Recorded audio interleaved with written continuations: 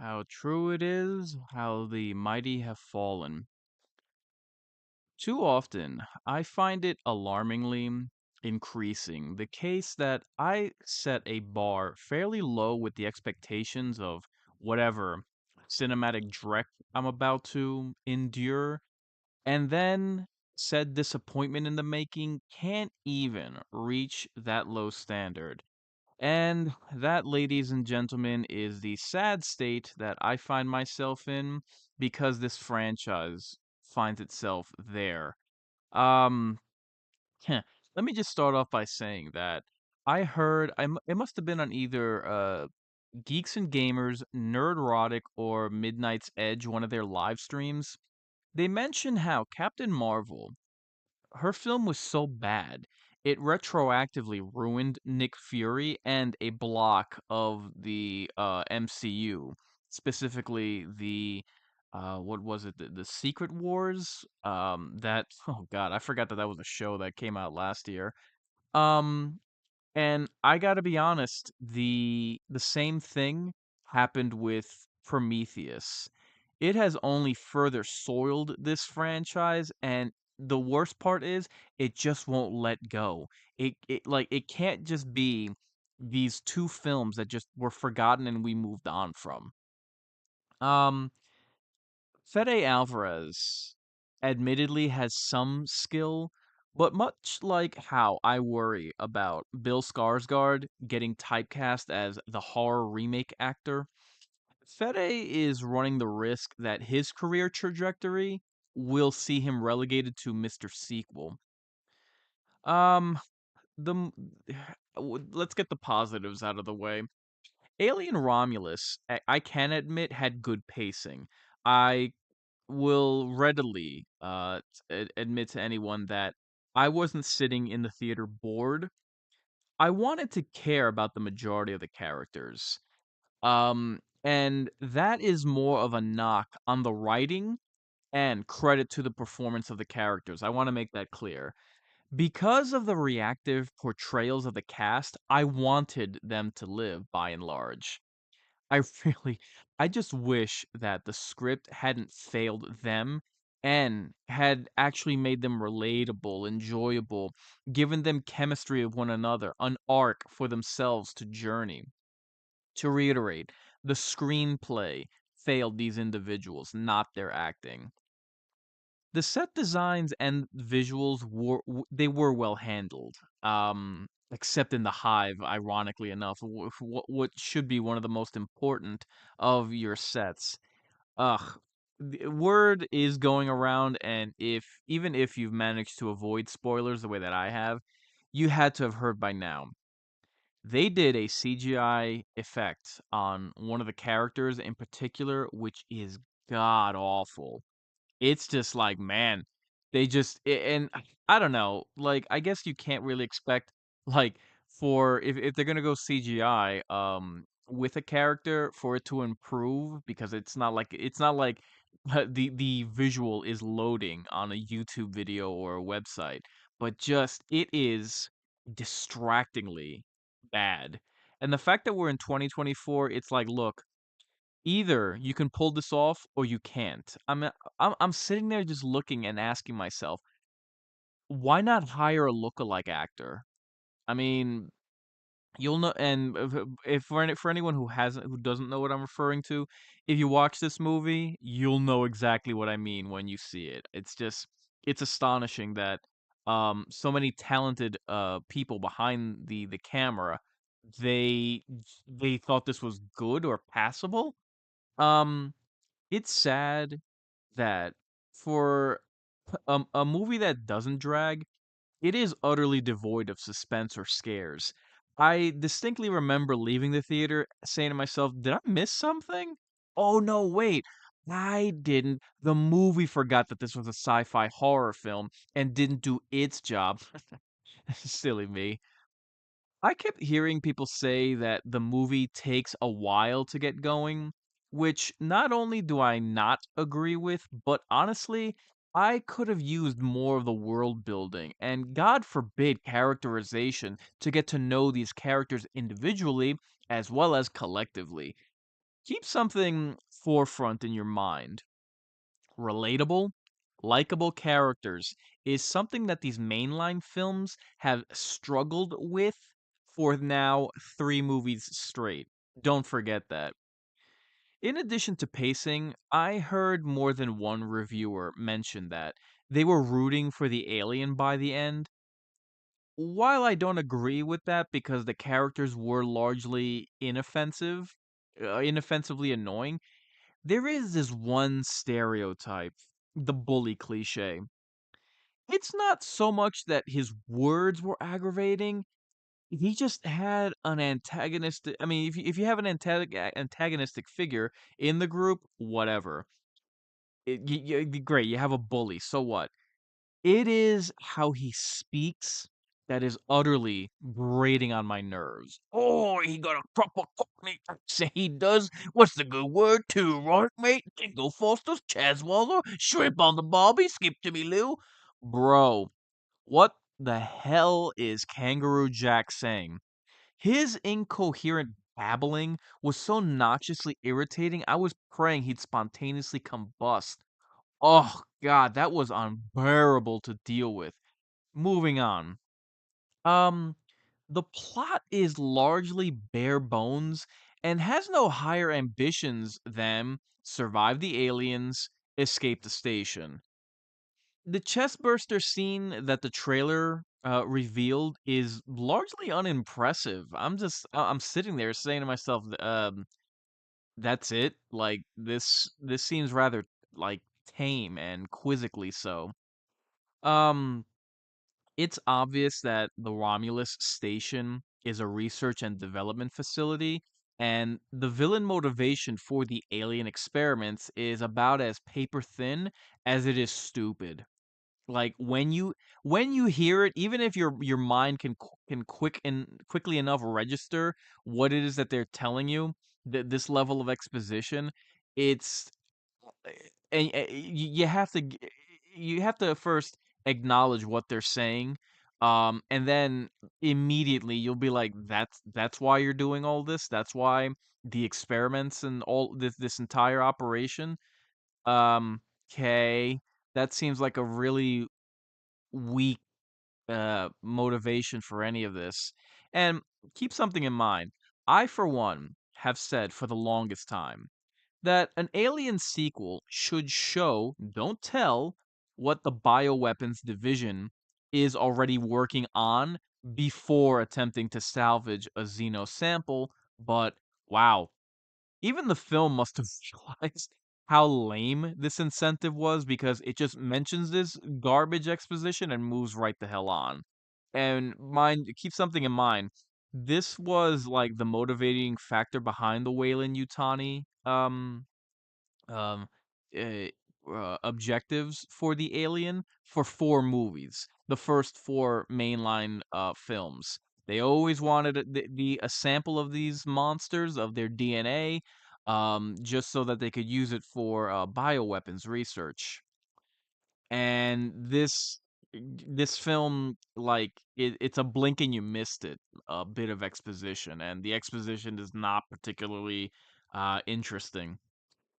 The blue stasis field that was spoiled in the teaser served utterly no purpose in this movie. In fact, it's placed so low to the ground, it wouldn't be of any use anyway. So, points for that?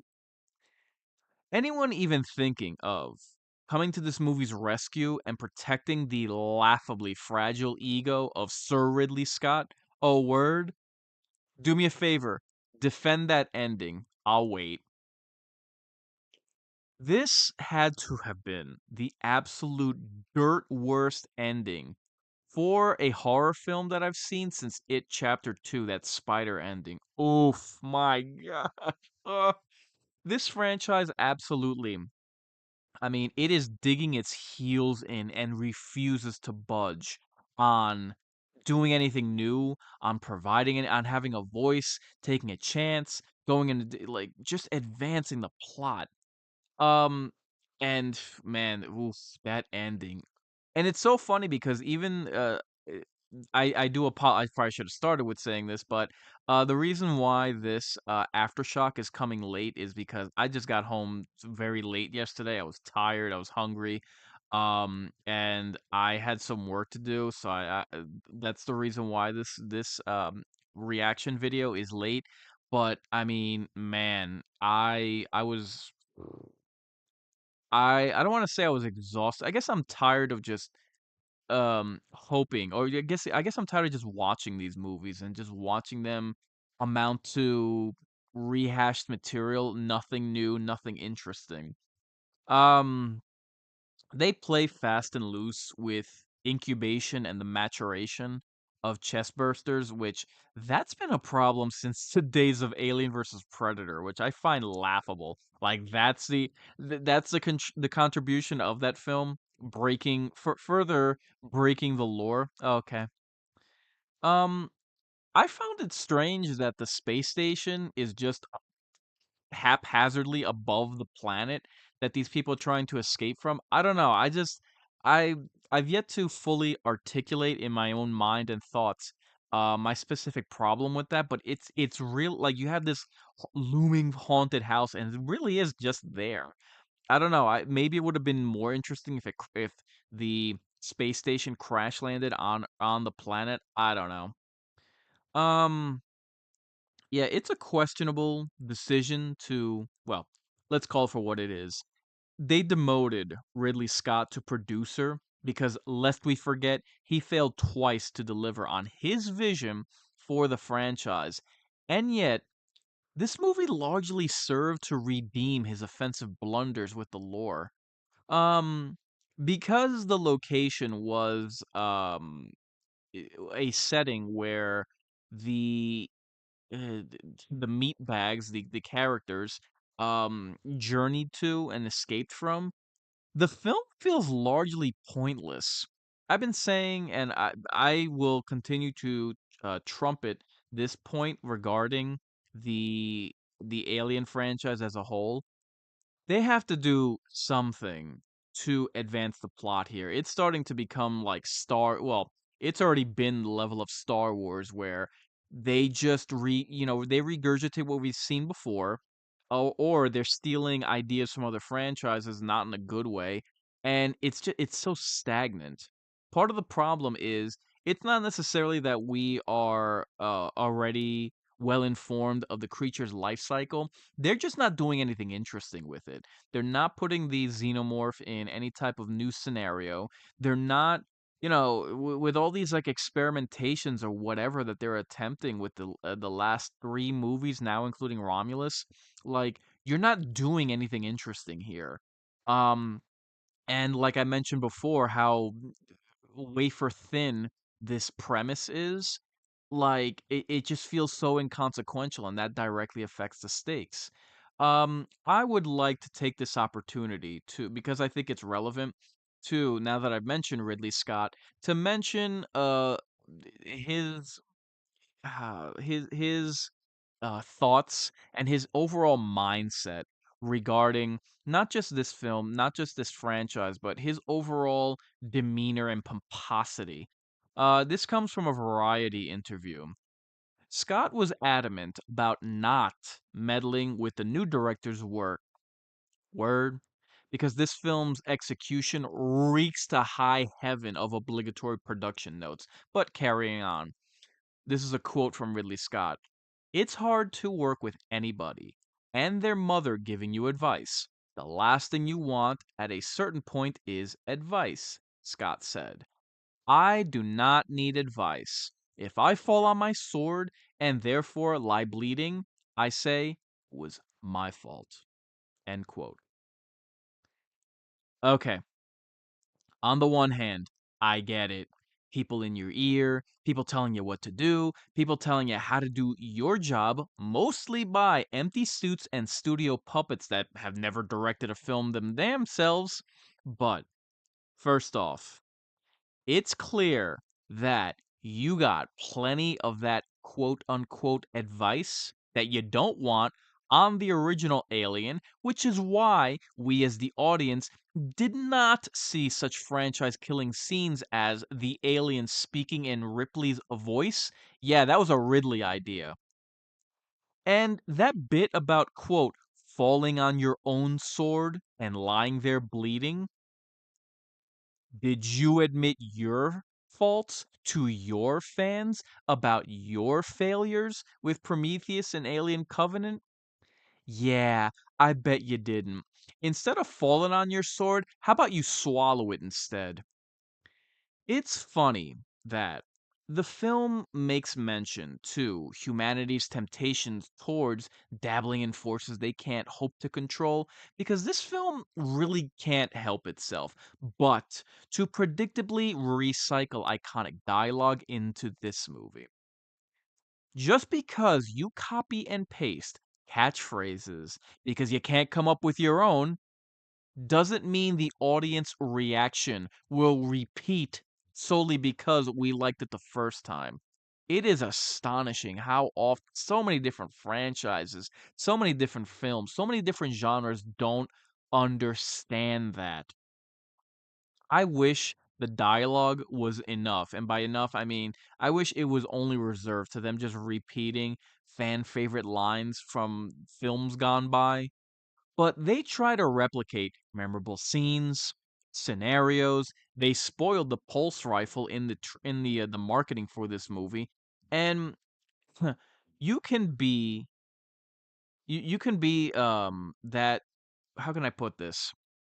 The pulse rifle, its use utterly diffused, evaporated any lingering hope of suspense this film had. That was another thing. On top of not being scary, it was completely void of any measure of tension. But oh, the Ripley ripoffs. Oh my god. I actually had some petulant little fanboy who runs his own movie critic YouTube channel that tell me that Romulus didn't try to recreate Ripley.